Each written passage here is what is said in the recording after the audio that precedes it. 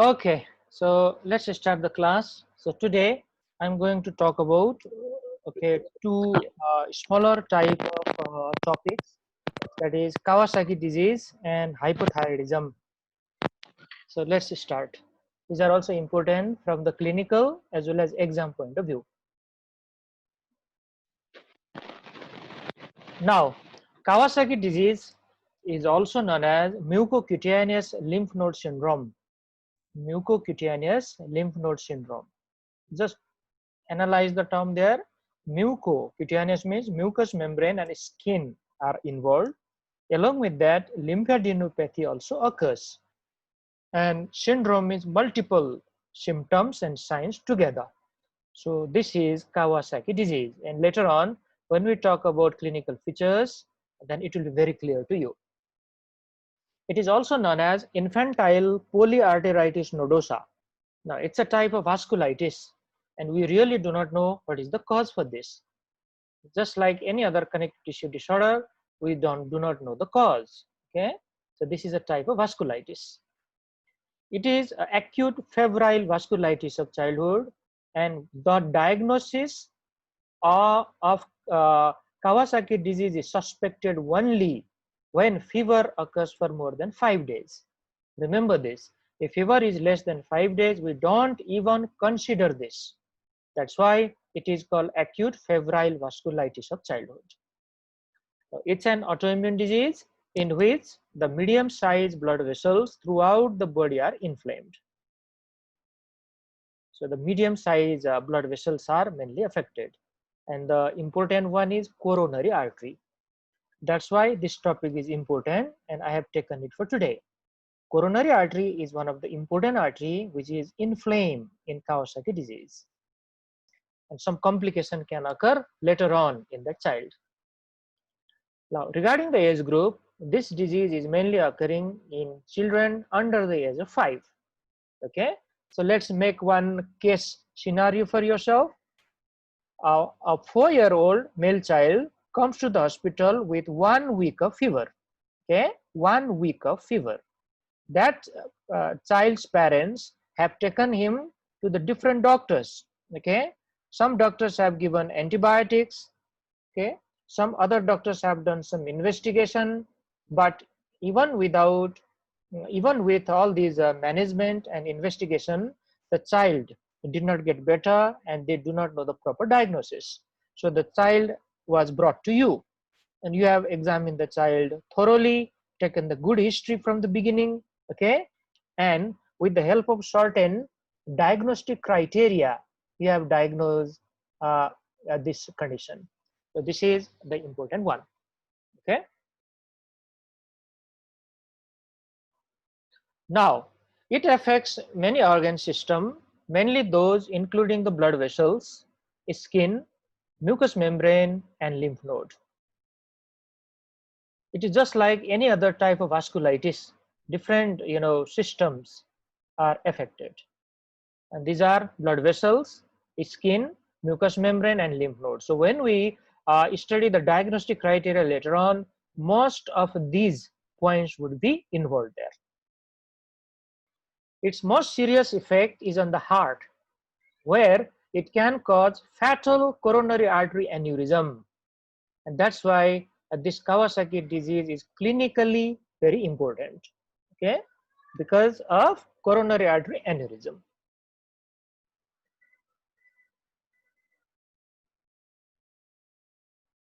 Now we are moving on to the important part of the lecture, that is course of the disease. So what type of disease is this and what happens to the child? Now the course of Kawasaki disease can be divided into 3 clinical phases. The first is called acute febrile phase. So what happens here? Definitely there will be fever. So fever occurs for more than 5 days. Okay, for the diagnosis to consider. But if the parents do not take child so early, then fever may continue, and without treatment, fever may last longer also.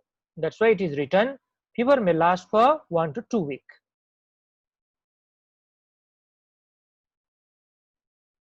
It is characterized by conjunctival congestion, that means red eye or conjunctivitis. Okay, this conjunctivitis is slightly different from bacterial or viral conjunctivitis because usually there is no discharge here. Okay, erythema of the oral mucosa. Erythema of the oral mucosa means red mucosa inside the oral cavity. Erythema and swelling of the hand and feet, very important features which you can check when the child comes to you. Rashes on the body, which are very prominent in vasculitis. Cervical lymphadenopathy, that's why it is known as mucocutaneous lymph node syndrome. Aseptic meningitis can also occur in some of the children. Now, the cause of the meningitis here is purely inflammation, which is not caused by any bacteria or viruses, okay, or any other organism. Actually, the term aseptic meningitis means when there is no pus inside the subarachnoid space, still there are lots of inflammatory cells like in viral meningitis. But here, it is not caused by even viruses. It is just caused by the inflammation. And liver dysfunction can also occur. So all these happens in acute febrile phase. Now let's move on. Myocarditis and pericardial effusion may also be present. So both layers of the heart can be affected. And the very important point is coronary artery. There is inflammation of the coronary artery, which is known as coronary arteritis. And if we do not treat the children or child in time, this arteritis may complicate into aneurysm. Okay, aneurysm. And in the beginning, these aneurysms are not even visible by echocardiography. So this is a very important point. So let me revise this in few sentences. The child comes to the hospital with fever, very important point. Along with fever, there is red eye, which is known as conjunctival congestion. When we examine the oral mucosa, it looks red. When we examine the hands and feet, they are red and swollen. There is rashes on the body. There is a lymph node on the neck. Okay, and some of the child may even present with features of meningeal irritation, but this is inflammatory type of meningitis. Now another phase is subacute phase.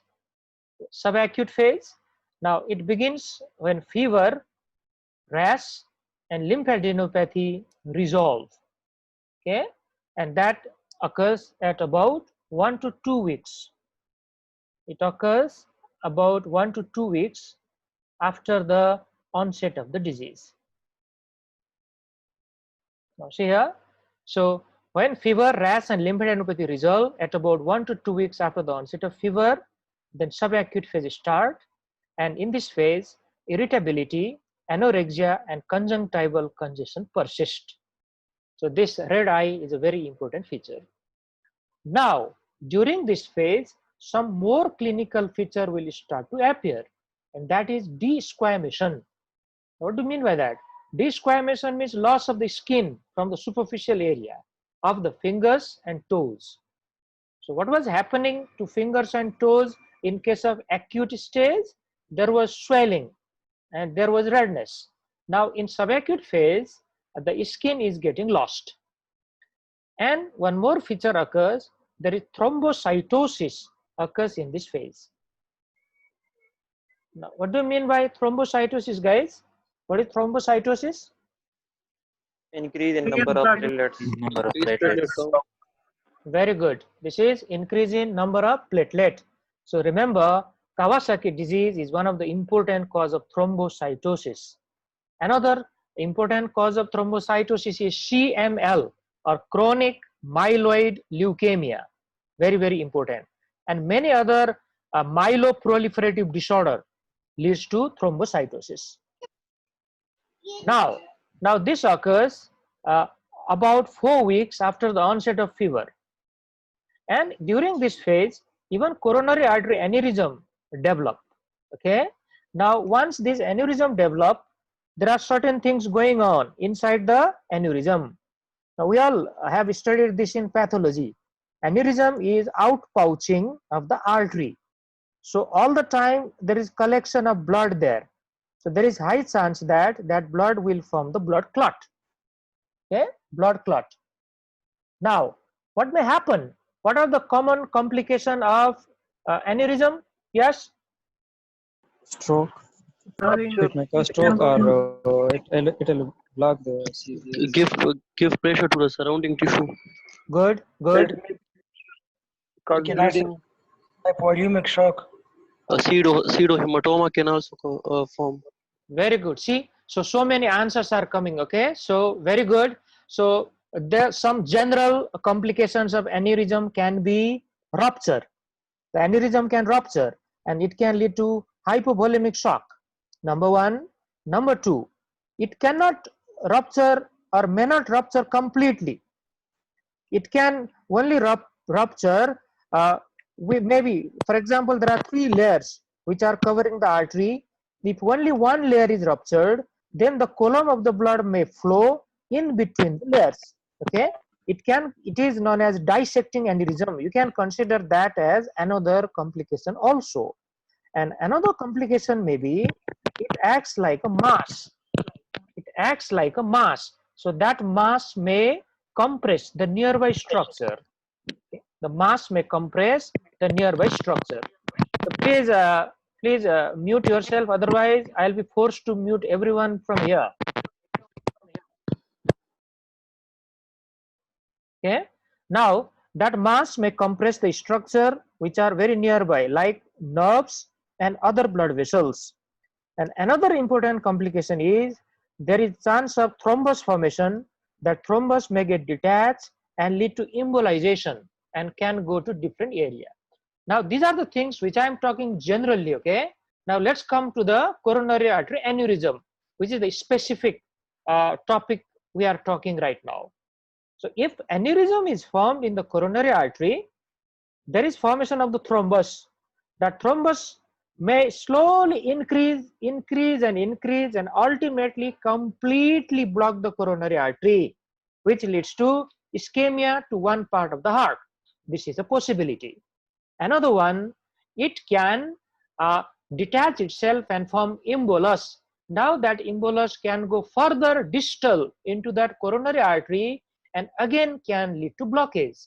This is another cause of myocardial ischemia in case of coronary artery aneurysm caused by Kawasaki disease. And very, very rarely it can rupture as well. That's why one of the common question which we love to ask to our student, what is the chance of having myocardial infarction in children? If that question is asked to you, the first answer should be there is no chance. Okay, there is no chance or very, very minimal chance. Examiner will be happy to listen that type of answer. Then you add 1 or 2 sentences. There are some exceptions, like in Kawasaki disease, because this Kawasaki disease affects the coronary artery, causing vasculitis. Okay, and that coronary artery can develop aneurysm. That aneurysm can lead to myocardial infarction even in children. Now, apart from coronary artery, is there any other cause which can lead to myocardial infarction in children? Yes, anybody? Rheumatic fever. Yes. What is your answer? Is it rheumatic fever? No. No other cause. Anybody who knows? This is a tricky question. Okay. Quotation of aorta. Quotation of aorta. Not really. Sir, cardiac tamponade. No. So listen here. Okay, I'm going to answer this because this topic. Pathology of palate. No, this topic is relatively shorter, so we can discuss like this. These are the very interesting point. Okay. Now listen carefully. Now my question is, what are the causes of myocardial infarction in children? One is Kawasaki disease. Kawasaki disease, which you have already answered. Now second is called polyarteritis nodosa. Okay, polyarteritis nodosa doesn't usually cause that. Familial hyperlipidemia. familial hyperlipidemia can lead to thrombus formation in very early in life, and that is one of the cause of stroke or coronary artery disease in early life. And another is very interesting anatomical defect or congenital anomaly. I say this is called anomalous, okay, anomalous origin of coronary artery. Anomalous origin of coronary artery. So let me explain what is the meaning of that. Now normally coronary arteries are originated from where? You know that. Yes, sir. From the arch of aorta. Arch of the aorta. Ascending aorta. Arch of aorta. It is ascending aorta, okay, not arch, ascending aorta, because coronary arteries are the first branches of Aorta. that is ascending aorta. Now listen here, it is not originating from ascending aorta in anomalous origin, rather it is originating from pulmonary artery. Now you got your answer, because there is deoxygenated blood in pulmonary artery. If that blood is going to the heart, then there is definite chance of ischemia. So these are a little bit, difficult question, but sometimes if students is doing wonderfully well, we want to ask this type of question just to pull that student. But don't worry, that student will still get wonderful marks. Okay, so that is the meaning. Let's move on. Now another phase or course, the end is convalescent stage. Okay, convalescent stage, and this stage begins when all clinical signs of illness have disappeared, and it continues until the sedimentation rate returns to normal, and that takes about 6 to 8 weeks after the onset of illness. Now one more point which I forgot to mention before is ESR. This ESR is very high in Kawasaki disease because it's a type of vasculitis, it's a type of inflammatory reaction or disease, so ESR is very high. So we use this ESR to know what is the activity of the disease inside the body. So let's explain it from other way. You have treated the child, you have given a good treatment, okay, admitted the child in the hospital, give IVIG therapy, okay, give corticosteroid and other type of drugs. Now if that ESR is constantly falling from the beginning, that means the child is doing well, and during follow-up also it really helps. Now after discussing all those things, now we have reached to the most important part of today's lecture, that is diagnostic criteria. And if any question comes from this topic, it will be from here. Okay, so all of the students, please pay attention. The fever is the entry point for us. I already told you many times, without fever we even don't think about Kawasaki disease, and fever should last for at least 5 days, at least 5 days, then only the diagnosis will be thought. Apart from fever, presence of at least 4 of the following 5 signs would be needed. Now see there, if I consider fever as 1, so I need other 4 signs. So totally 5 different diagnostic criteria would be needed. And these are bilateral bulbar conjunctival injection. Okay, bilateral means both sides. Bulbar, okay, bulbar means our conjunctiva is roughly divided into 2 parts. Some of the textbook even mention more parts than 2, but we don't care about that now. It is mainly 2 parts, palpebral conjunctiva and bulbar conjunctiva. Now this bulbar conjunctiva is red on both sides, and the cause of this redness is not infection, so there is no pus formation here. Okay,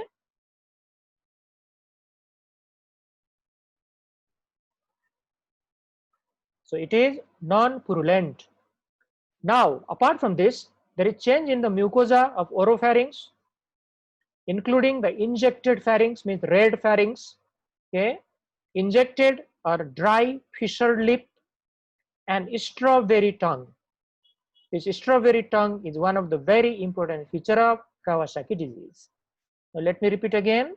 There will be red pharynx, okay, red and dry as well as fissured lips, and strawberry tongue.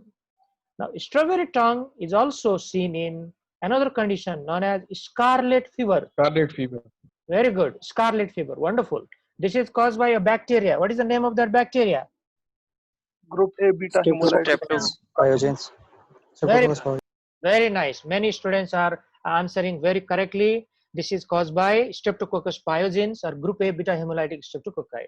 So don't forget, strawberry tongue has two important causes. Now, number 3, the changes of the peripheral extremities like edema, okay, or erythema of the hands or feet, which occurs in acute febrile stage, and later on there will be desquamation, means loss of the skin from around the nail area, which occur in subacute phase. Edema or erythema of the hands or feet in the acute or febrile phase, later on desquamation occur in the subacute phase. Now, rashes are also a typical feature. They mainly occur on the trunk and they are polymorphous. Now, polymorphous means different morphology. There may be macular, there may be papular, okay, there may be slightly nodular, but usually they are no vesicular. Now, vesicle means a small blister with fluid inside. So it is usually not vesicular, but macule may be there and papule may be there. Another important feature is cervical lymphadenopathy, and those lymph nodes should be equal or more than 1.5 centimeter. They are usually present on one side of the neck, which is unilateral, and the cause of this lymph node is not explained by other non-disease process. Now, for example, there are so many causes of cervical lymphadenopathy, those causes should be excluded. Now, these are called diagnostic criteria. So let me again highlight these in a very easy way for you. First is fever. Fever should last at least 5 days. And apart from that, we have 5 criteria here, and we need at least 4 of them, like bilateral red eye, okay, strawberry tongue, and dry fissured lip.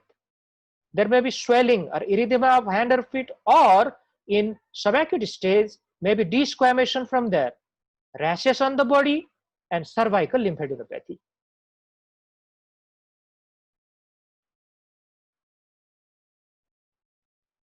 Okay, so let's move on. Let me erase this first. Okay, fine. Now let's see some of the picture which I have collected from different internet site. Okay, so see this. Look at the face of this baby. Number 1 is the age of this baby. I don't think this baby is more than 5-year-old. Okay, the baby is less than 5 year. From the look we can guess that. Second is, look at the red eye here. Both eyes are red. Now look at the red lips. Lip is very red, okay, and it is the tongue. This is called strawberry tongue, a little bit granular like appearance and very, very red. Red, granular looking appearance of the tongue. So these are important points regarding Kawasaki disease. Now another picture, look at the hand here. This is called desquamation from the hand. Now in the description they have told it starts from the periungual site, means it starts from around the nail, but in this picture they have shown it is also occurring from the palm. Okay, even more important feature.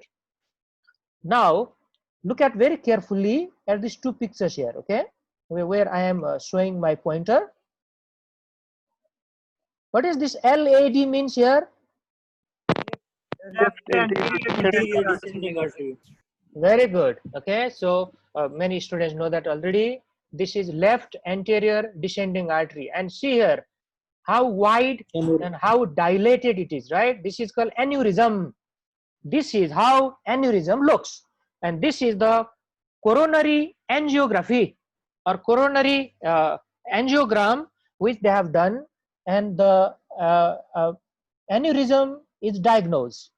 Now another picture show right coronary artery, RCA. A similar type of problems has happened here also. See this, this is dilated. So these types of complication can occur in Kawasaki disease. So this can rupture, it can blockage, it can form thrombus, it can turn into embolus and can lead to myocardial infarction. Okay. After doing all these things, let's talk about what investigation we like to do in this case. Now the first one is complete blood count, and one of the important feature occur in CBC, that is thrombocytosis. Okay, this normocytic anemia is not very conclusive, but thrombocytosis is a very, very important feature. Now, I still remember your senior, probably it's 14 batch. Okay, I used to take them to the hospital in pediatric ward in Ichun, and when I took them there, one of the case we saw was Kawasaki disease that time. That child had all the features which we discussed right now, and investigation also shows a platelet count very high. So this type of cases can be seen, okay, here and there. ESR would be elevated, which is very high actually, probably more than 70 or 80 millimeter at the end of 1 hour. CRP is also high because both of these are called acute phase reactant and they are high in inflammatory condition. Liver function test may show some evidence of hepatic inflammation, means liver enzyme may be slightly higher and there may be a chance of low serum albumin as well. ECG and echocardiography are always done in this disorder, always. Even if the child doesn't have any complication till now, still we want to do this type of test. Okay, so ECG may show evidence of ventricular dysfunction or occasionally arrhythmia due to myocarditis, which can occur in acute febrile condition. And echo, okay, may show some of the subtle coronary artery change, but this is very difficult to pick in the beginning, and later when the aneurysm is already formed, then echocardiography can show it. Now the last part is treatment. Now this Kawasaki disease, okay, can be well treated, but the main challenge is diagnosis in time. But if you remember those criteria, okay, and combine them together, you can easily reach to the diagnosis. Now treatment should be started, okay, as early as possible after we diagnose the condition, because coronary arteries are already inflamed. Remember that we must protect them from getting aneurysm. So one of the most important drug here is IVIG or intravenous immunoglobulin. This is the standard treatment for Kawasaki disease, and it is administered in high dose with marked improvement usually noted within 24 hours. So this is a important type of management here. Okay, so let me highlight it for you. This is a standard treatment for Kawasaki disease, probably the most important drug. It is given in high dose in Kawasaki disease, and it leads to marked improvement within 24 hours. Now another important point about IVIG, it by itself is most useful within the first 7 days of onset of fever. Now see that if we fail to diagnose early, probably we cannot prevent the onset of coronary artery aneurysm. That's why early diagnosis and treatment is very, very important.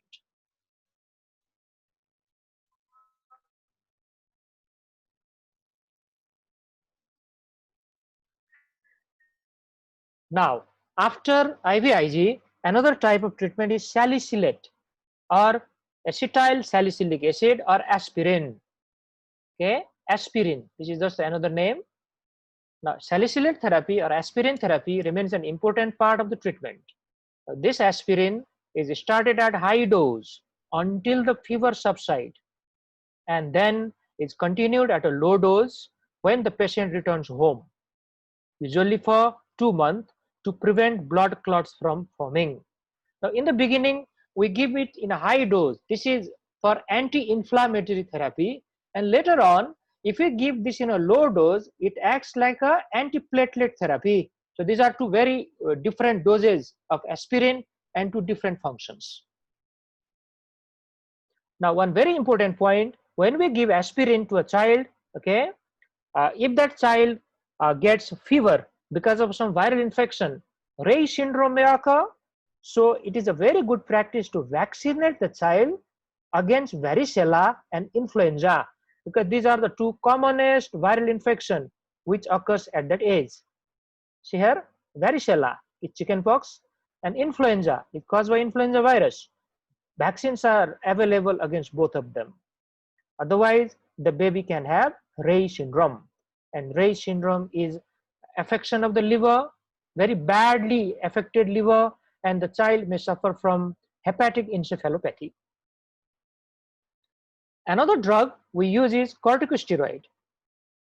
Now, this corticosteroid is a very powerful anti-inflammatory agent, and when other treatment fail or symptoms recur, okay, after some time, you go for corticosteroid.